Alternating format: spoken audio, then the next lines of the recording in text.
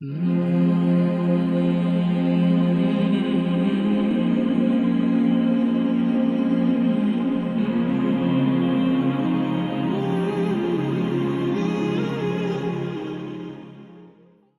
a city so ancient its story is woven into the very fabric of human civilization. A city that witnessed the rise and fall of empires before many others were even founded. This is Damascus, a name that echoes through the corridors of history.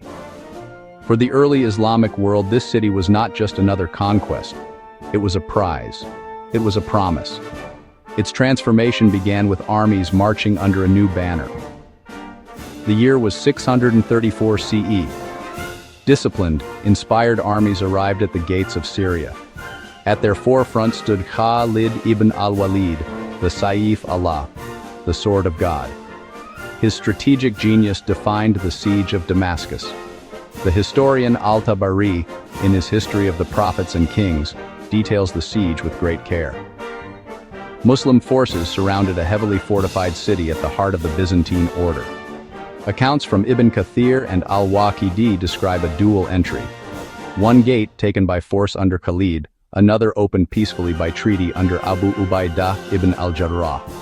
The terms were generous. They guaranteed the safety of inhabitants, their property, and their places of worship. Thus began a new chapter founded on stability and coexistence. The true golden age of Damascus began with the rise of the Umayyad dynasty. After internal conflict, Muawiyah I established himself as caliph in 661 CE. He made a momentous decision: move the capital to Damascus. From Spain in the west to the borders of India in the east, Damascus became the command center of a world power. Wealth transformed the city.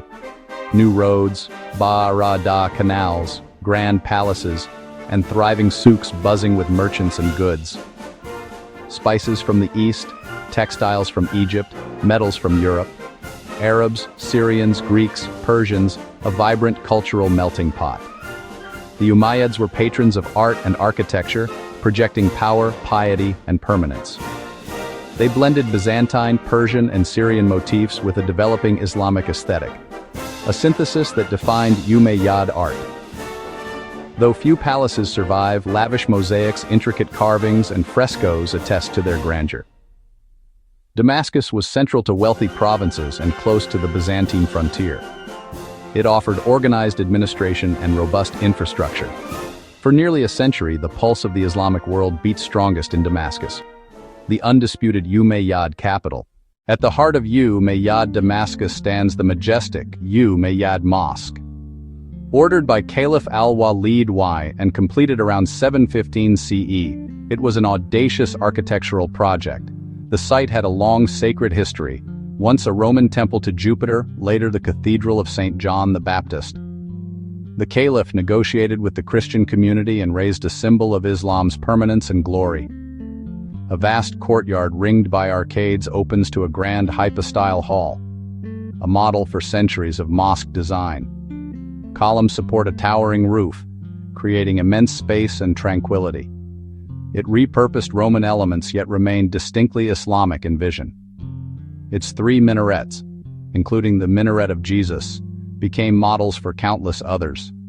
Al-Walid drew artisans from Byzantium to cloak the mosque in colored glass and gold leaf. Avoiding figures, the mosaics shimmer with rivers, trees, and cities, a Qur'anic paradise, as noted by Ibn Asakir. Though much is lost, surviving panels still dazzle. Within stands a revered shrine of Yahya ibn Zakariya, John the Baptist, a unique shared heritage. Beyond politics, Damascus blossomed into a premier center for knowledge, hadith, fiqh, and Arabic language. The Umayyad Mosque buzzed with study circles where theology and law were debated. Here, foundational texts and sciences of Islam were codified and transmitted. Ibn Asakir's monumental history of Damascus spans dozens of volumes, preserving thousands of lives and lineages. Though the Caliphate moved to Baghdad in 750 CE, Damascus retained religious and cultural weight. In the 11th and 12th centuries, Damascus endured sieges and never fell. Salah ad-Din made it his capital. His tomb still rests by the Umayyad Mosque. Ayyubids and Mamluks endowed madrasas, hospitals, and public works. Under the Ottomans, the city preserved its character. Ancient souks, labyrinthine alleys, and fountain-cooled courtyard homes thrived. Damascene craftsmen produced inlaid metalwork, fine textiles, and lustrous ceramics. Scholarly traditions endured as Damascus remained fiercely proud of its role in Arab and Islamic civilization. The story of Damascus is more than dates and dynasties. Administrative, artistic, and architectural models forged here shaped the Islamic world. From Cordoba's mosques to distant courts, its influence is unmistakable. Damascus bridged ancient knowledge into Islam's intellectual life, copying Greek works and engaging Hellenistic thought. To study in Damascus was a mark of distinction. Its hadith chains were among the most reliable. Today, echoes of this past still resonate. The Umayyad Mosque calls the faithful. Its mosaics shimmer in the Syrian sun. Saladin's tomb endures. Courtyards keep community, family, and memory alive. To walk Damascus is to walk through layers of time, among caliphs, scholars, and artisans. Look beyond headlines. Discover the city's deep, rich history. Seek reliable sources. Read Al-Tabari and Ibn Asakir. Explore modern scholarship and museum archives. See the art and manuscripts born here. Study it. Share it. Help preserve the legacy of Damascus, a gift to human civilization.